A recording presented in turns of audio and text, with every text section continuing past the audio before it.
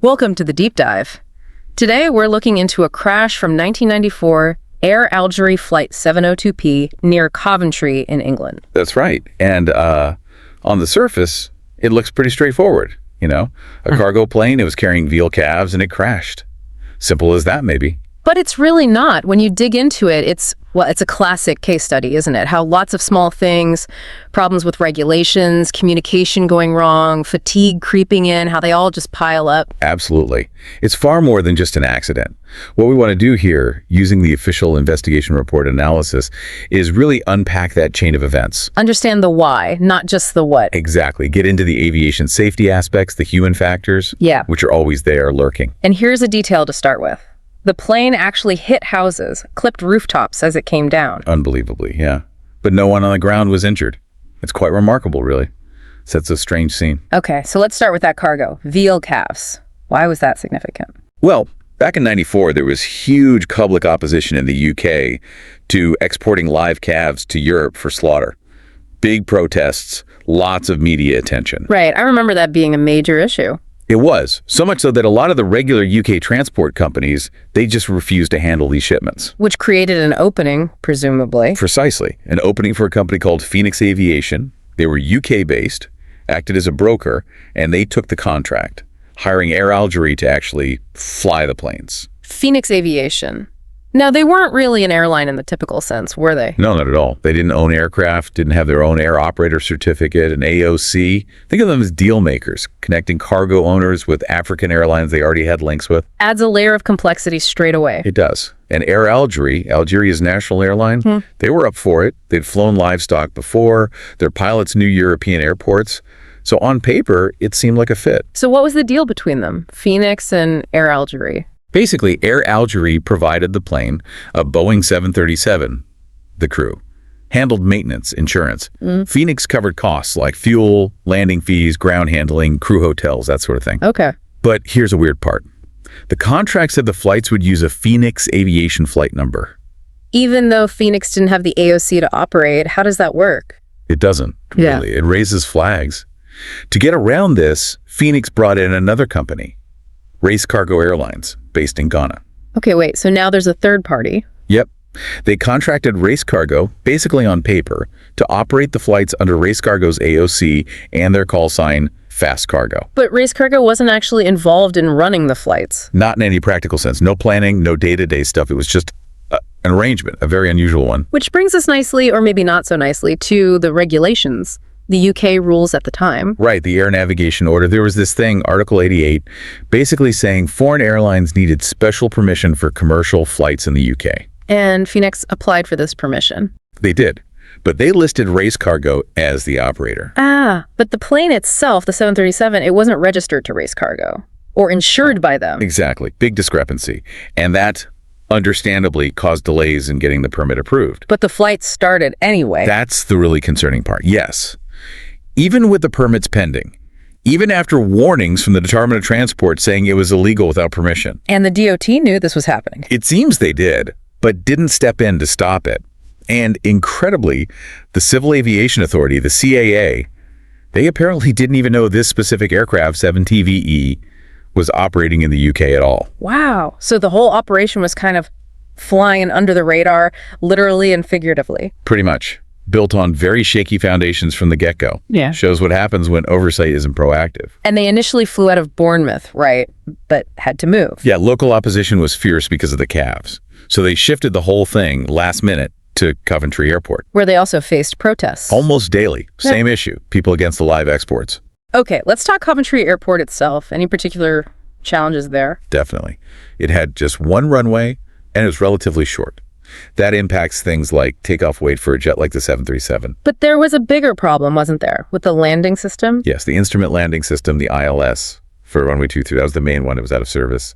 US, as they say. And that was the only ground-based guidance system they had? The only one, yes. And the reason, it turned out the Air Algérie 737, this specific plane, 7TVE, had an old 20-channel ILS receiver. While Coventry's system was more modern, 40 channel, they just couldn't talk to each other. The plug couldn't tune into the airport's frequency, basically. Did they try to fix that? Phoenix did, yeah. They got hold of a 40 channel receiver, but then they found out the plane didn't have the right control box in the cockpit to actually use it. So, no luck. But was a working ILS actually required legally for these kinds of flights? Technically, no. Bro. Not for non-scheduled cargo operations back then in the UK. Yeah. Which seems surprising, maybe. So, without the ILS, especially with typical UK weather, what did they rely on? They had to fall back on surveillance radar approaches, SRAs. Can you just remind us quickly what an SRA involves? Sure. With an SRA, air traffic control basically guides you down verbally. They watch you on radar, give you headings to stay lined up with the runway, and call out suggested altitudes for a standard descent path, usually 3 degrees. And the pilots manage their descent rate based on that. Right. Using the controller's calls and their own knowledge of the minimum safe altitude, the MDA or MDH. And were the Air Algérie crews comfortable with Coventry? Any issues reported before the crash? There were. Several incidents, actually. Things like lining up on the runway without clearance, not sticking to assigned altitudes. What were those blamed on? Often put down to unfamiliarity with the airport, maybe some limitations with English language skills. But the crucial thing, none of these were formally reported up the chain to the CAA. Another gap in the system. Exactly. Okay, let's focus now on the actual crew on the day of the crash, December 21st. Who is flying? We had Captain Ahmed Nemdil, First Officer Nasruddin Hantour, and a maintenance engineer, El Hachemi Abdullawi. Experience levels. Both pilots had around 2,000 hours on the 737. The captain had a lot more total flying time on different types, though. And what was their schedule like that day? It sounds intense. It was incredibly demanding. 2 round trips to Amsterdam scheduled. And they also had 2 British livestock handlers on board, Andrew Yates and Adrian Sharp. 2 round trips involving night flying. Yes, operating right through the night. Now, on paper, the schedule just about fit within the legal duty time limits. But legality isn't the same as not being fatigued, right? Especially flying overnight. Absolutely not. A night flying significantly increases fatigue risk, and any delays just make it worse. Which happened. Yes, the first flight out to Amsterdam was delayed. And then coming back into Coventry on that first return leg, they had to do an SRA landing in the early morning hours. Okay, so they completed the first round trip, uneventfully apart from the delay in the SRA. Largely, yes. But by the time they were preparing for the second trip back from Amsterdam, the weather forecast for Coventry had got much worse. Fog. Yeah, low visibility forecast due to fog, which really set the scene for what happened next. So they're approaching Coventry for the second time that morning. What did ATC offer them? Controller offered an SRA for runway 23 again. But crucially, the reported visibility, the RVR, was down to just 700 meters. 700 meters. Now, how did that compare to the official minimums for an SRA there? Significantly lower. The UK's own aeronautical information, the AIP, and the Jeppesen charts the crew used listed minimums of 1,100 meters and 1,500 meters respectively, much higher. And the UK had this approach ban rule, didn't it? Yes. Basically prohibited pilots starting an approach if the reported visibility was below their company's own approved minimums. You just weren't supposed to even try. So 700 meters was well below the line they shouldn't cross. Definitely. But here's another catch. Remember how Air Algérie hadn't submitted their specific operating minima, their AOM data, to the UK CAA for this operation? Well, that meant there was no official benchmark for their specific minimums. And, critically, nobody in authority was actively checking if they were complying with the approach ban. So, was there anything actually stopping them trying to land in conditions they shouldn't have? Effectively, no mechanism was in place to prevent it at that point. Despite the low visibility, they decided to try the SRA anyway. They accepted the approach, yes. Interestingly, their own manuals still talked about an older technique called dive and drive. Which is generally seen as less safe now? Much less stable, yeah.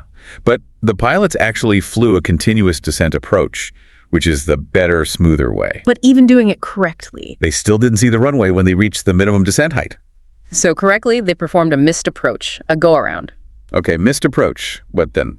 Divert. That was the plan. They decided to divert to East Midlands Airport, which isn't far away. But things got a bit strange there too, didn't they? They did.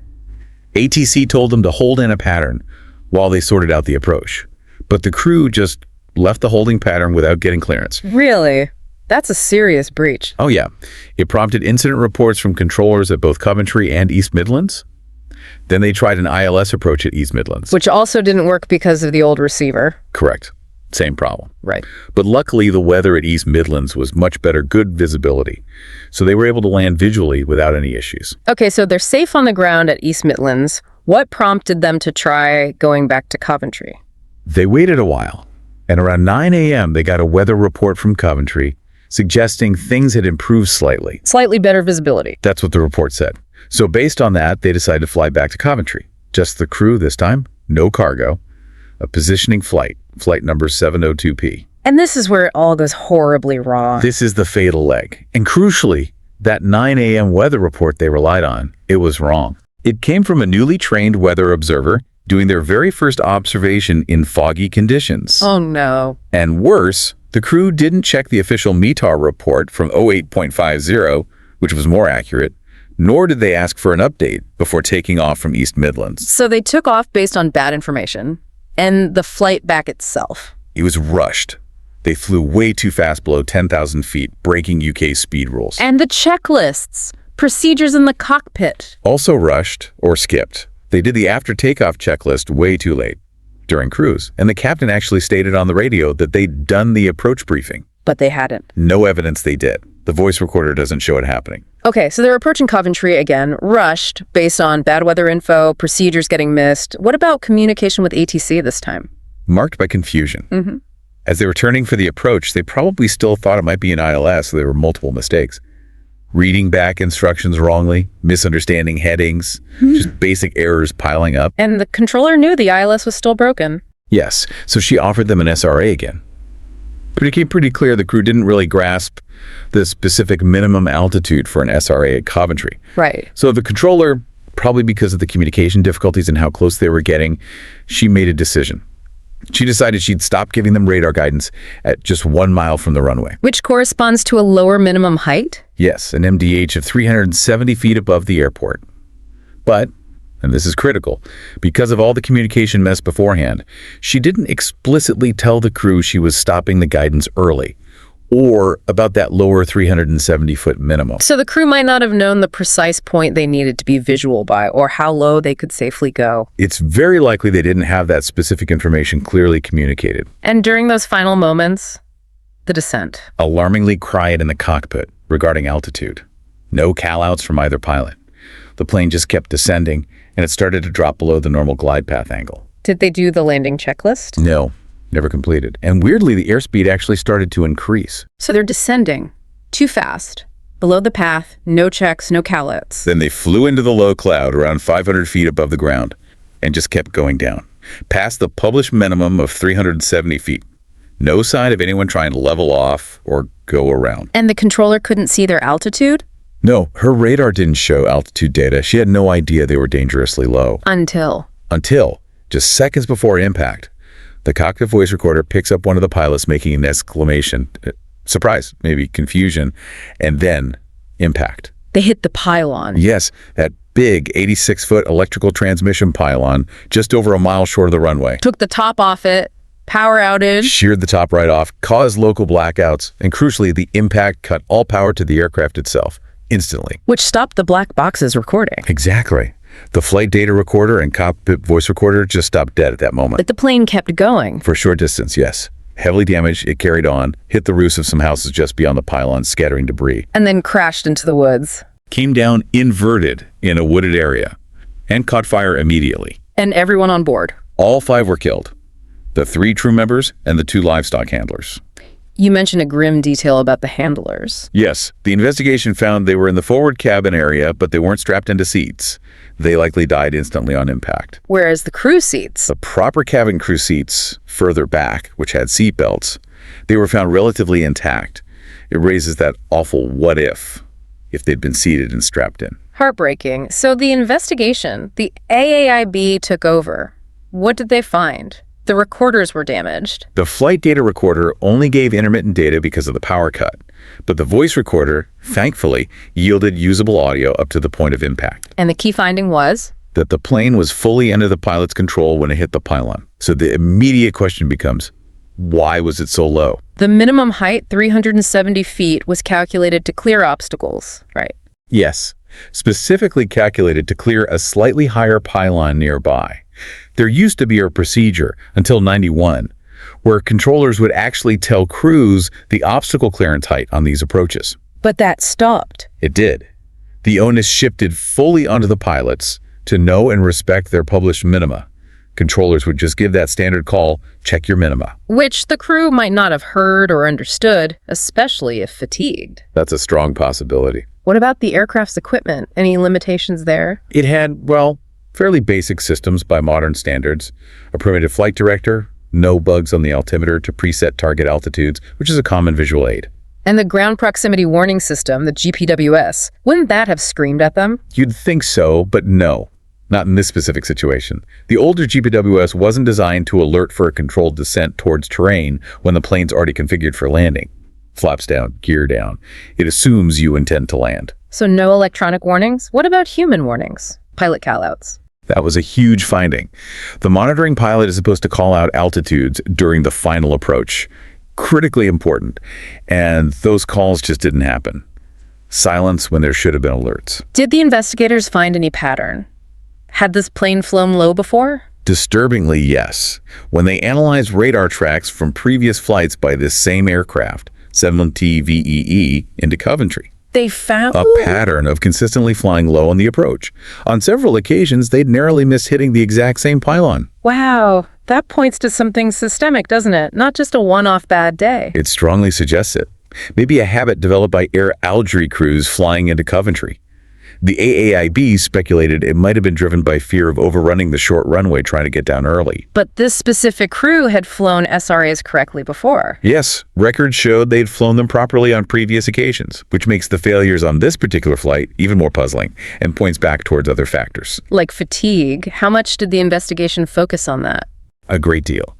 They emphasized the crew had been on duty for 10 straight hours, overnight, after limited rest. And even though they were technically within legal duty limits because the diversion reset the clock, effectively. Effectively, the physiological impact was undeniable. The fatigue showed in their errors. Not leveling off at the minimum on the first approach, the poor briefing, ignoring the bad weather info, the checklist failures, maybe that get-there-itis. Trying to get the job done despite the risks. Exactly. And fatigue makes everything harder, including communication. The report noted their limited English might have been made worse by being tired. Simple misunderstandings become more likely.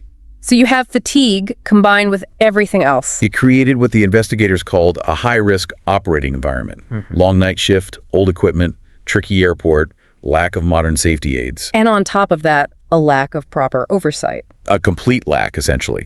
The Algerian authorities basically delegated safety oversight to Air Algérie's own training captains. No independent checks. And within Air Algérie itself, there was no dedicated safety department, no real way for crews to raise concerns without worrying about repercussions. A poor safety culture, fundamentally. And the UK side wasn't much better in this case. Shockingly lax. The DOT knew they were flying without permits, but did nothing. The CAA didn't even really know they were operating due to the permit mess and missing data. Even the controllers saw problems but didn't file reports. They observed deviations on previous flights, but no formal reports were made that would have flagged a pattern to the CAA. And the AAIB criticized the whole permit process. Had it a rubber stamp. Basically, international rules made it hard for the UK to deny a permit unless they had concrete proof an airline didn't meet international standards, which they didn't have because they weren't really looking. Did they recommend changes? Yes. They recommended the UK start doing safety audits of foreign airlines, like the US was doing. More proactive checking. So what was the final official probable cause? The AAIB included the probable cause was the crew descending below the minimum descent height without seeing the runway. Simple, but devastating. And they explicitly named crew fatigue as a major causal factor contributing to that critical error. It really hammers home the fatigue issue in aviation, doesn't it? Especially cargo ops. Absolutely. Night flying, long hours, needs active management. Better briefings, maybe extra crew, definitely more rigorous checks in the cockpit when fatigue is a known risk. Because fatigue eats away at discipline. Missing checklists, briefings, weather checks. Exactly. All those things this crew failed to do properly point to the insidious effects of being exhausted. What happened afterwards? Did Phoenix Aviation continue? No, they stopped operations after the crash. And the veal exports. That whole controversy continued for a bit, but eventually stopped, mainly because of a wider EU ban on Polish beef due to BSE mad cow disease. Unrelated, but it ended the trade. And the crash site. There's still a scar in the woods near Coventry where the plane went down. They rebuilt the pylon, of course. And there's a memorial plaque there. Yes, but interestingly, it apparently describes the crew as heroes, which, given the investigation's findings, seems inaccurate. They were victims of the circumstances. Victims of a whole cascade of failures, many preventable, not heroes who failed, but victims of a system that failed them. So looking back at this whole deep dive, it wasn't just one thing. Not at all. It was systemic failure, company failures, regulatory failures, human factors like fatigue, all converging. A stark reminder that these big accidents often grow from lots of small, overlooked problems. Precisely. It shows how interconnected everything is in aviation safety. It definitely leaves you wondering, doesn't it? Considering all the points where things went wrong here, the permits, the oversight, the equipment, the fatigue management, how many other operations, maybe even outside aviation, are running with similar hidden risks? That's the unsettling takeaway. Are we always asking the right questions? Are we doing everything we can to see those risks before they lead to tragedy? It's a constant challenge. A sobering thought to end on. We hope this deep dive has given you a lot to think about regarding safety, oversight, and just how complex these events can be. Thanks for joining us.